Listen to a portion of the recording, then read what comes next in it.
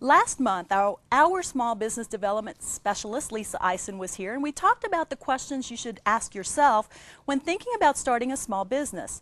In that interview, we touched briefly on franchising and some of the things to think about. So here to expand on that topic and give us the pros and cons of franchising, my good friend Lisa Eisen. Welcome back. Thank you. Good morning.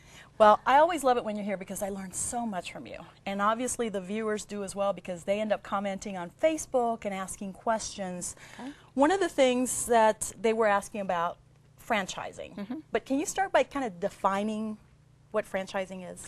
Well, when you think of franchising, it's really the ability to sell somebody else's product or service in a certain territory. So it's taking somebody else's idea and it's like a clone, picking it up from somewhere else and placing it in your location. So if you think about it that way, you know, McDonald's, of course, is the most popular franchise. So they pop up everywhere. Okay, so McDonald's, you're saying Snap-on Tools, Planet Fitness. Any of those are franchises. Right. Okay. Well, one of the things that we were asked about quite a bit after you were here is women who are thinking about doing maybe a side business or doing something from home. Something like Mary Kay, Avon, Silpata, Sensi, are those franchises? I wouldn't really call them franchises because you don't have a huge startup fee to get the naming rights. It's basically the ability to sell and distribute a product. So while you do have a cost associated with buying your samples so that you can show at parties or whatever, you don't have a long-term commitment. You've not put out a lot of out-of-pocket money. You don't have to buy the products and ship them. It's shipped from a central location. So it's a lot less intense and easier for somebody to stay-at-home mom, for example, to get into. Gotcha. And a lot less money going out in front. Okay, well, let's talk about, we have some pros and cons, so let's talk a little bit about the pros. We have that on the screen. Established name recognition, McDonald's, Home Instead, etc. Sure. Turnkey setup?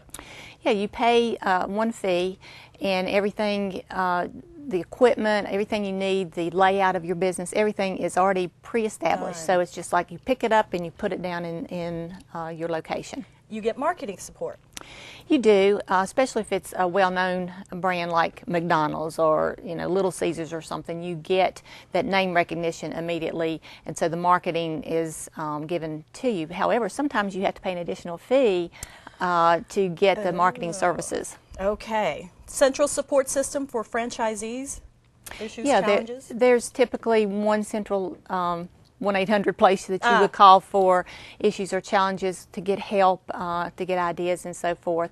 Again, it depends on the franchise, on how much support you actually get. And another pro, pre-established policies and procedures, which to me would seem that you might be too locked into things. You're very locked into somebody else's idea, so there's no creativity. But you don't have to establish, how do you make your hot dog or whatever. It's already pre-established. Gotcha. Okay, real quick, we have about a minute, so let's show you the cons, and we can just read through them.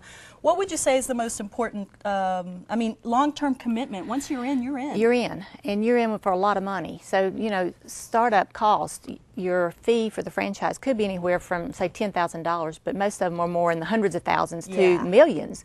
So, for example, you spend $300,000 for the franchise. That's just the name. That's just the name. You still have your location, your employees, all your business operating expenses we've talked about before on top of that. So you have to think, how many ice cream cones do I have to sell to even make my payment on the franchise? Well, and you said very importantly, it's a contract. It is. And I think with anything, whether it's Avon, Mary Kay, or whatever, always read the contract. Yes, and have an attorney check it over. Okay. Yes. All right. Very Great advice. I know we could talk more about this. Here is the information with Lisa. She could certainly help you out if you have more information. Give her a call or email her.